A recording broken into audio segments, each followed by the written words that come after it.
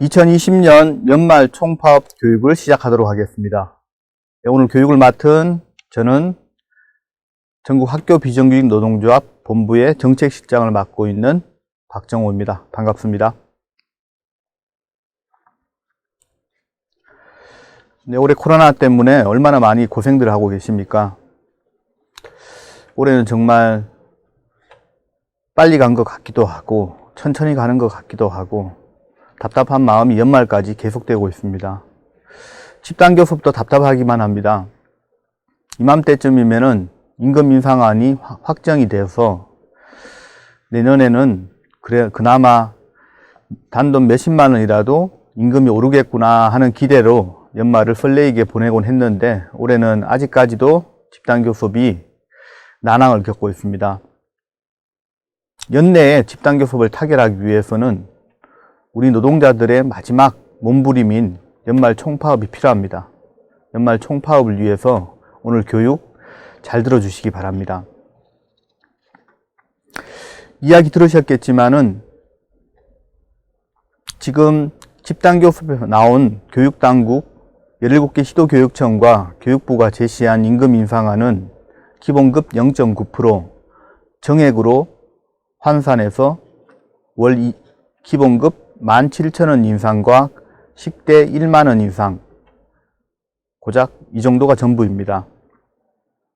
이 0.9% 인상안은 교육당국이 공무원들의 내년 임금 인상률 0.9%에 맞춰서 제시한 안입니다. 이 0.9% 인상안의 문제점을 하나하나 살펴보도록 하겠습니다. 첫 번째 문제, 이 0.9%는 공무직위원회가 권고한 공무직들의 1.5% 인상안에도 미치지 못하는 무시안입니다. 두 번째, 역대 최저 인상이라고 하는 최저임금 인상률 1.5%에도 미치지 못하는 안입니다. 세 번째, 가장 큰 문제는 그동안 우리가 집단교섭에서 추구해왔던 정규직과의 차별 해소와는 정반대로 차별을 더 심화시키는 안입니다. 이 세 가지 문제에 대해서 살펴보도록 하겠습니다. 뒤에 보이는 사진들 작년 사진입니다. 작년 7월을 뜨겁게 달구었던 7월 3일부터 5일까지 3일간 공공부문 비정규직 총파업 현장입니다. 학교 비정규직 노동조합이 가장 많은 수로 참여를 했었습니다. 지금 돌아보니까 이 코로나 시기에 참 감회가 새롭습니다. 수만 명이 광화문을 다시 한번 뜨거운 함성으로 채울 수 있는 날을 빨리 오기를 바라봅니다. 최대인으로 참가한 우리 학비노조의 투쟁의 힘으로 공무직위원회가 만들어졌습니다. 이 공무직위원회가 지금 본격적으로 가동되고 있고 교육 분야 실무협의회도 10월부터 진행되고 있습니다. 이 공무직위원회에서 그나마 공무직들의 차별 해소를 위해서 제시한 예산안이 있습니다. 예산안 한번 살펴보실까요? 복지 3종 세트라고 하는 명절 휴가비, 급식비, 복지 포인트를 점점 차별을 해소하는 방향으로 개선해라. 두 번째, 정규직과 비정규직이 똑같이 밥을 먹었는데 급식비가 차별이 나는 것은 말이 안 된다. 그래서 공무원들의 급식비 수준인 14만 원으로 인상을 해라. 만원 인상이 되는 겁니다. 마지막 중요한 것은 공무원들과 임금 격차를 해소하기 위해서는 공무원 임금 인상률 0.9%에다가 플러스 알파가 반드시 필요하다. 이렇게 노동계에서 요구해서 그나마 받아들인 안이 플러스 알파 0.9%를 해서 1.5% 안입니다. 이 안은 기재부를 통해서 국회에 예산안이 편성이 된 상태입니다. 우리 투쟁의 성과인 공무직위원회가 권고한 안마저도 교육당국은 무시하고 있는 것입니다. 우리 투쟁의 성과를 우리 학교 비정규직 노동조합이 온전히 누리지 못하게 되는 꼴인 겁니다. 문제입니다. 역대 최저임금 인상률들 현황들인데요. IMF 시절에 최저임금 인상이 얼마나 됐을까요? 사진에서 보시다시피 2.7%가량 인상이 됐습니다. 그 어렵다는 IMF 시절에. 하지만 문재인 정부 들어와서 내년 최저임금 인상률은 고작 1.5%입니다. 노동계에서 부족하다고 많이 비판을 받았습니다. 그런데 이 집단교섭에서 최저임금 인상률 1.5%에도 미치지 못하는 0.9% 안을 지금까지 고수하고 있는 것입니다. 큰 문제입니다. 네, 마지막 세 번째 가장 심각한 문제는 지난 집단교섭 과정이 정규직과의 차별을 해소하는 방향, 즉 1유형, 2유형 모두 다 같이 정규직 대비 임금 수준이 조금씩 올라가는 과정이었습니다. 하지만은 지금 사용자 측에서 제시한 안을 그대로 받게 되면은 임금 수준은 올해 들어서 떨어지게 됩니다. 현재 69.7% 수준인 2유형의 구급 공무원 대비 임금 수준이 그대로 가게 되면 내년에는 69.5%로 떨어집니다. 임금 격차를 심화시키는 사측의 안은 절대 받을 수가 없습니다.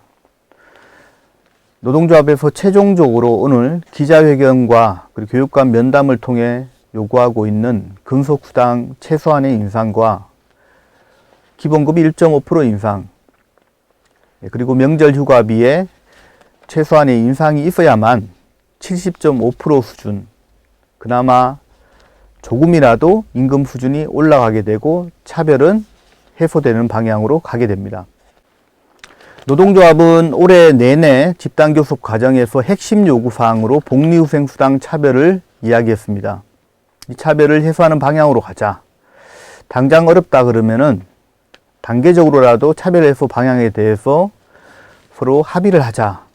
이렇게 외쳐왔습니다만 지금 6개월 가까이 되는 집단교섭 과정에서도 이 복리후생수당, 즉 명절휴가비, 정기상여금, 맞춤형 복지비 등에 대한 사측의 새로운 안은 전혀 없습니다. 묵묵부답입니다. 명절휴가비만 보더라도 공무원들은 기본급 60%, 호봉액 대비 60%를 연 2회에 나눠 받게 됩니다. 그 금액은 대략 190만 원에서 300만 원 가까이 됩니다. 학교 비정규직 연 100만 원에 불과합니다. 똑같이 설을 세고 추석을 세는데 왜 명절 휴가비가 차이가 나야 된단 말입니까? 맞춤형 복지 포인트도 문제입니다. 공무원들은 기본액에다가 근속가산과 가족가산까지 함께 더해지게 됩니다. 많게는 일부 지자체들은 200만 원이 넘는다고 합니다.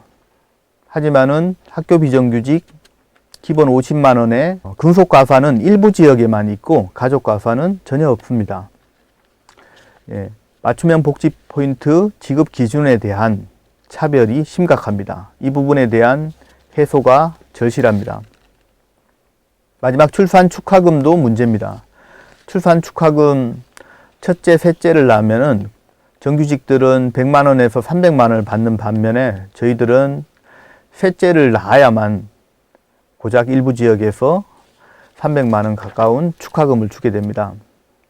애를 낳을 때도 정규직, 비정규직이 차별받는 꼴입니다. 다음으로 근속임금의 차별이 심각합니다.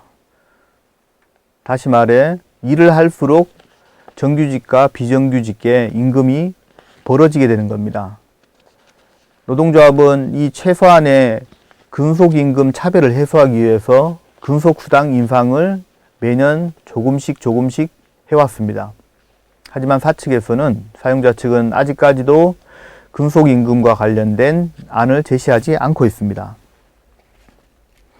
지난 2017년도 집단교섭에서 노동조합은 최저임금이 1만 원이 될 때 정부가 약속한 근속수당 급간 4만 원을 하도록 합의를 한 바 있습니다. 하지만 최저임금 인상이 보시다시피 이렇게 계속해서 늦어지고 있습니다. 결국 노동조합이 손해를 보고 있는 겁니다. 그 당시는 대선 후보 누구나 2020년도 정도에는 최저임금 1만 원을 공약을 했었습니다. 저희도 2020년에는 1만 원이 되고 근속수당 4만 원이 될 거라는 가정을 했었습니다만은 그것이 물거품이 되고 있습니다. 최소한의 근속수당 인상은 있어야지 정규직과의 임금 격차가 벌어지는 것을 막을 수 있는 겁니다. 정리해서 2020년 임금교섭 노동조합의 최종 수정안을 오늘 교육감, 전국 17개 시도교육감에게 전달할 예정입니다. 기본급 1.5% 수준, 정액으로 하면은 월 27,000원 인상이 필요합니다. 근속수당, 최소한의 인상 1,000원 이상의 인상은 필요합니다. 복리후생수당에서 명절휴가비 연 20만원 인상, 급식비 1만원으로 인상해서 똑같이 14만원으로 맞추고, 맞춤형 복지비는 가족가산 신설을 통해서 차별을 해소하자. 이렇게 정리를 해보면은 연총액 70만원 수준입니다. 하지만 사측이 제시한 안은 연간 30여만원 수준에 불과합니다. 아직까지 격차가 큽니다. 이 격차를 해소하기 위한 마지막 투쟁을 준비해야 될 때입니다. 우리 비정규직 노동조합이 존재하는 이유, 우리 비정규직들이 싸우는 이유는 바로 차별 해소에 있습니다. 하지만 앞에 살펴본 바와 같이 지금 사측이 제시한 집단교섭의 안은 차별을 심화시키는 임금 인상안입니다. 도저히 받을 수 없는 안입니다. 올해 교육청들은 내년 예산이 많이 삭감된다고 어렵다는 앓는 소리를 하고 있습니다. 하지만 돌아보십시오. 그동안 교육청들이 예산 핑계를 안 댄 적이 있습니까? 교육청들은 늘 예산 핑계를 댑니다. 전체 예산 중에서 공무원과 교원들의 보수는 법에 정해져서 조정이 어렵습니다. 그리고 사업예산 삭감은 각 부서별 관행과 반발들이 심하기 때문에 삭감이 어렵습니다. 결국 법적 규정도 없는 학교 비정규직을 임금을 최소화해서 예산 삭감을 만회해 보겠다는 생각입니다. 비정규직이 만만한 것입니다. 이 코로나 핑계로 이렇게 가만히 있으라고 한다면은 진짜 비정규직은 가만히로 보게 됩니다. 노동조합은 이러한 예산 핑계가 올해로 그치지 않을 거라고 판단하고 있습니다. 내년까지 가게 되면은 결국 우리의 임금 수준은 여기서 고착화됩니다. 학교 비정규직을 비롯한 학비연대회의가 싸워야 하는 이유입니다. 가장 많은 조합원들이 가입한 노동조합, 민주노총 공공부문 비정규직을 선두에서 이끄는 노동조합이 다시 한번 연말 몸부림을 쳐야 됩니다. 마지막 투쟁을 통해서 최소한 차별을 심화시키지 않는, 비정규직의 고통 분담을 가중시키지 않는 집단교섭 타결로 2020년을 마무리했으면 좋겠습니다. 그리고 2021년을 다시 한번 힘차게 준비를 했으면 좋겠습니다. 그래서 노동조합은 12월 24일 돌봄 직종을 포함한 전 직종 크리스마스 이브 총파업을 준비하고 있습니다. 이 총파업을 통해서 연내 집단교섭을 타결할 것입니다. 그래서 노동조합이 차별 해소와 처우 개선에 한 발짝 더 다가서는 2020년 마무리를 하도록 하겠습니다. 조합원 여러분, 코로나 시국이라서 많이 어렵지만은 코로나 시국에 맞는 방역 대책을 철저하게 준비하면서 온라인 집회라든가 그리고 학교별 1인 시위와 그리고 교육청에서 대형 크리스마스 트리를 만들고 거기에 비정규직의 염원을 다는 그런 퍼포먼스를 통해서 많은 사람들이 모이지 않고 안전하게 총파업을 치를 예정입니다. 조합원 여러분 함께 하루 정도는 노동조합과 함께 해주십시오. 하루 총파업의 투쟁이 올해 임금과 내년의 임금, 더 크게는 학교 비정규직의 차별을 해소를 위한 큰 발걸음이 될 것입니다. 고맙습니다. 집단교섭 승리, 하반기 투쟁 승리로 이끌어내겠습니다. 동지들과 함께 힘차게 승리의 길로 달려가도록 하겠습니다. 투쟁! 투쟁!